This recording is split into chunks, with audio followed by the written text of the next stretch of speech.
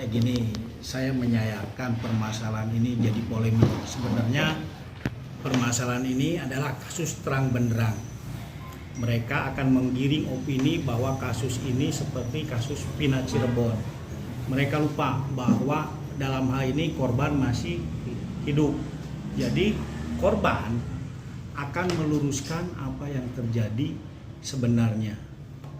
Saya sayangkan juga langkah mereka ngambil langkah secara politis ke DPR RI. Seharusnya di dalam kitab undang-undang hukum pidana itu kalau ada salah tangkap hukum acara pidana itu seharusnya kalau salah tangkap tempatnya bukan di DPR RI tapi di pra-peradilan, di pengadilan. Ini penyesatan opini itu saya lihat sudah sistematis. Pertama, dari KPAI bilang bahwa dalam kasus anak, undang-undang perlindungan anak itu tidak ada penahanan. Itu kan lucu. Dalam undang-undang perlindungan anak itu diatur penahanan, jaksa berapa hari, penyidik berapa hari, hakim berapa hari, itu diatur. Kedua, bahwa opini mereka selalu mengopinikan di media massa atau di media sosial, di media sosial segala bentuk opini digembungkan. Padahal kalau benar-benar merasa yakin tidak bersalah, ajukan ke pengadilan, bukti, saksi segala macam, jangan main opini, apalagi digiring ke politik, ke DPR RI. Dan langkahnya juga saya sayangkan, langkah DPR RI, mereka membuat kesimpulan atau membuat rekomendasi hanya mendengar dari satu pihak terlapor aja.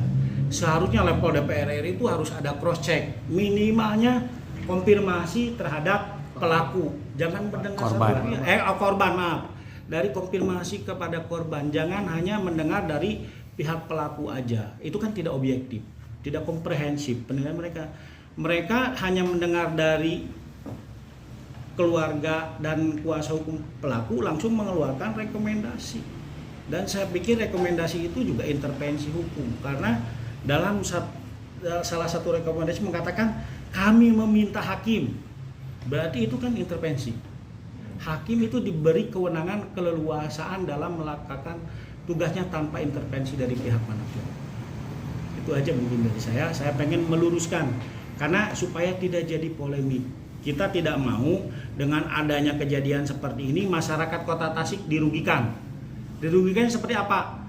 Polisi jadi ragu-ragu Pak melakukan tindakan karena diserang secara opini, disalahkan, padahal kenyataan yang sebenarnya tidak seperti itu. Jadi kalau polisi sudah ragu-ragu menjalankan tugasnya, keamanan warga Kota Tasikmalaya yang menjamin siapa? Tidak ada, itu sangat berbahaya. Jadi saya sebagai orang hukum dan ketua pradi serta rekan saya punya kewajiban untuk meluruskan apa yang terjadi sebenarnya. Dan ini korban bisa menjelaskan apa yang terjadi sebenarnya. Demikian dari saya mungkin.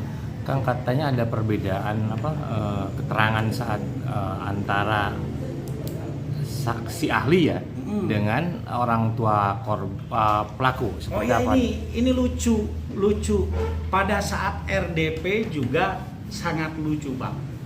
Mereka tuh satu kubu, satu tim, tapi pernyataan mereka bertentangan satu sama lain.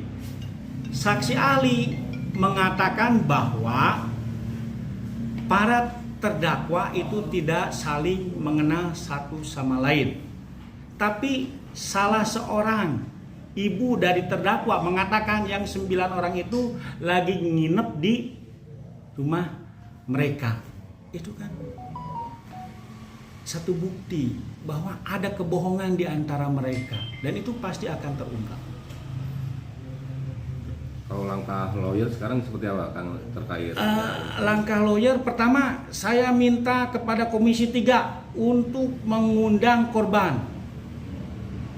Jangan sampai satu pihak yang didengar, karena kalau pihak apalagi kuasa hukum punya kepentingan untuk membebaskan terdakwa.